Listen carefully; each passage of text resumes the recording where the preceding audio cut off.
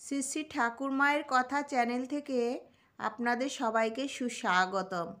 ওং স্থাপকায় চ ধর্মস্য সর্বধর্ম স্বরূপিণে অবতার বরিষ্ঠায় রামকৃষ্ণায় তে নমঃ নম। কলিকাতায় ঈশ্বরচন্দ্র বিদ্যাসাগরের সঙ্গে শ্রী শ্রী রামকৃষ্ণের মিলন। সপ্তম পরিচ্ছেদ। ঠাকুর অহেতুক কৃপাসিন্ধু। রামকৃষ্ণ কথামৃত। সকল ভক্তেরা অবাক ও নিস্তব্ধ হইয়া ঠাকুরের সকল কথা শুনিতেছেন। যেমন সাক্ষাৎ বাগবাদিনী শ্রীরামকৃষ্ণের জিহ্বাতে অবতীর্ণ হইয়া বিদ্যাসাগরকে উপলক্ষ করিয়া জীবনের মঙ্গলের জন্য কথা বলিতেছেন। রাত্রি হইতেছে, 9টা বাজে। ঠাকুর এইবার বিদায় গ্রহণ করিবেন। শ্রীরামকৃষ্ণ বিদ্যাসাগরের প্রতি সহাস্যে, এ যা বললুম, বলা বাহুল্য, আপনি সব জানেন, তবে খবর নাই। সকলের হাস্য। বরুণের ভাণ্ডারে কত কি রত্ন আছে, বরুণ রাজার খবর নাই। বিদ্যাসাগর সহাস্যে, তা আপনি বলতে পারেন। শ্রীরামকৃষ্ণ সহাস্যে, হাগো, অনেক বাবু জানেন না চাকর বাকরের নাম। সকলের হাস্য। বা বাড়ির কোথায় কি দামি জিনিস আছে।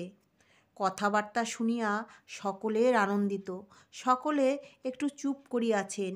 ঠাকুর আবার বিদ্যাসাগরকে সম্বোধন করিয়া কথা কহিতেছেন। শ্রীরামকৃষ্ণ সহাস্যে, একবার বাগান দেখতে যাবেন? রাসমণির বাগান ভারী চমৎকার জায়গা। বিদ্যাসাগর, যাব বই কি, আপনি এলেন আর আমি যাব না? শ্রীরামকৃষ্ণ, আমার কাছে? ছি ছি। বিদ্যাসাগর, সে কি, এমন কথা বললেন কেন, আমায় বুঝিয়ে দিন। শ্রীরামকৃষ্ণ সহাস্যে, আমরা জেলে ডিঙি। সকলের হাস্য। খাল বিল আবার বড় নদীতেও যেতে পারে, কিন্তু আপনি জাহাজ, কি জানি, যেতে গিয়ে চড়ায় পাছে লেগে যায়। সকলের হাস্য। বিদ্যাসাগরের সহাস্য বদন। চুপ করিয়া আছেন, ঠাকুর হাসিতেছেন। শ্রীরামকৃষ্ণ সহাস্যে, তার মধ্যে এমন সময় জাহাজও যেতে পারে। বিদ্যাসাগর সহাস্যে, হা, এটি বর্ষাকাল বটে। সকলের হাস্য। মাস্টার স্বগত। নবানুরাগের বর্ষা। নবানুরাগের সময় মান অপমান বোধ থাকে না বটে। ঠাকুর গাত্রোত্থান করিলেন ভক্ত সঙ্গে। বিদ্যাসাগর আত্মীয়গণ সঙ্গে দাঁড়াইয়াছেন, ঠাকুরকে গাড়িতে তুলিয়া দেবেন। শ্রীরামকৃষ্ণ এখনও দাঁড়াইয়া রহিয়াছেন কেন? মূল মন্ত্র করে জপিতেছেন। জপিতে জপিতে ভাবাবিষ্ট হইয়াছেন। অহেতুক কৃপা সিন্ধু।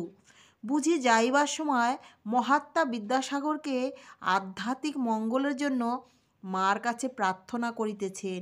ঠাকুর ভক্ত সঙ্গে সিঁড়ি দিয়া নামিতেছেন। একজন ভক্তের হাত ধরিয়া আছেন।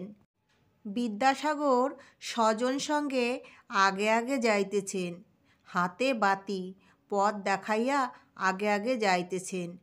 শ্রাবণ কৃষ্ণা ষষ্ঠী, এখনও চাঁদ উঠে নাই। তমসাবৃত উদ্যানভূমির মধ্য দিয়ে সকলে বাতির ক্ষীণলোকে লক্ষ্য করিয়া ফটকের দিকে আসিতেছেন। শ্রীরামকৃষ্ণ ভক্ত সঙ্গে ফটকের কাছে যাই পৌঁছাইলেন, সকলে একটি সুন্দর দৃশ্য দেখিয়া দাঁড়াইয়া পড়িল। সম্মুখে বাঙালির পরিচ্ছদধারী একটি গৌরবর্ণ শ্বশ্রুধারী পুরুষ, বয়স আন্দাজ 36-37, মাথায় শিখদিগের ন্যায় শুভ্র পাগড়ি, পরনে কাপড়, মোজা, জামা, চাদর নাই। তাহারা দেখিলেন পুরুষটি শ্রীরামকৃষ্ণকে দর্শন করিবা মাত্র মাটিতে উষ্ণীর সমেত মস্তক অবলুণ্ঠন করিয়া ভূমিষ্ঠ হইয়া রহিয়াছেন। তিনি দাঁড়াইলেন। ঠাকুর বলিলেন, বলরাম, তুমি এত রাত্রে? বলরাম সহাস্যে, আমি অনেকক্ষণ এসেছি, এখানে দাঁড়িয়েছিলাম। শ্রীরামকৃষ্ণ, ভেতরে কেন যাও নাই? বলরাম, আজ্ঞা, সকলে আপনার কথাবার্তা শুনছেন, মাঝে গিয়ে বিরক্তি করা। এই বলিয়া বলরাম হাসিতে লাগিলেন। ঠাকুর ভক্ত সঙ্গে গাড়িতে উঠিতেছেন। বিদ্যাসাগর মাস্টারের প্রতি মৃদু স্বরে, ভাড়া কি দেব? মাস্টার, আগে না, ও হয়ে গেছে। বিদ্যাসাগর ও অন্যান্য সকলে ঠাকুরকে প্রণাম করিলেন। গাড়ি উত্তরাভিমুখে হাঁকাইয়া দিল। গাড়ি দক্ষিণেশ্বর কালীবাড়িতে যাইবে। এখনও সকলে গাড়ির দিকে তাকাইয়া দাঁড়াইয়া আছেন। বুঝি ভাবিতেছেন, এ মহাপুরুষ কে, যিনি ঈশ্বরকে এত ভালোবাসেন, আর যিনি জীবের ঘরে ঘরে ফিরছেন আর বলছেন ঈশ্বরকে ভালোবাসাই জীবনের উদ্দেশ্য। আজকের মতো এটুকুই। শ্রী শ্রী রামকৃষ্ণ কথামৃত নিয়ে আপনাদের সম্মুখে হাজির হব আবার পরবর্তী প্রচ্ছদে। আমি অনুরোধ করছি যে আমাদের সমস্ত খণ্ডগুলো শুনতে চ্যানেলটিকে সাবস্ক্রাইব করুন, লাইক করুন, কমেন্ট করুন, শেয়ার করুন। জয় ঠাকুর, জয় মা, জয় স্বামীজি মহারাজ।